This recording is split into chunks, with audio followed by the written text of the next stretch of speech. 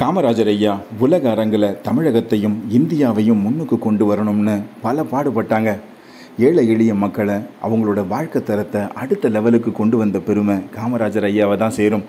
இளைஞர்களுக்கு, குறிப்பாக வேலை இல்லாத இளைஞர்களுக்கு வேலை வாய்ப்பை ஏற்படுத்தி கொடுத்தாங்க.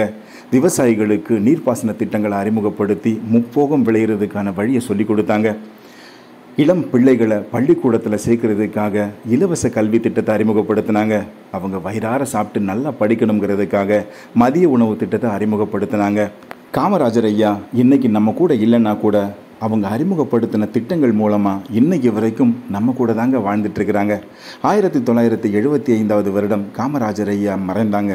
இவங்களோட இறப்புக்கு பெருமைப்படுத்தும் விதமாக ஒரு வருடம் கழித்து தமிழக அரசு 25 பைசா தபால் தலை, காமராஜர் ஐயா உருவம் பொறித்த தபால் தலை ஒன்று வெளியிட்டாங்க. காமராஜர் ஐயாவோட புகழ் இப்போ வரைக்கும் இருக்குங்க. காமராஜர் ஐயா இப்போ இல்லைன்னா கூட எல்லா மக்கள் மனசுலையும் நீங்காத இடம் பிடிச்சிருக்கிறாங்க காமராஜர் ஐயா.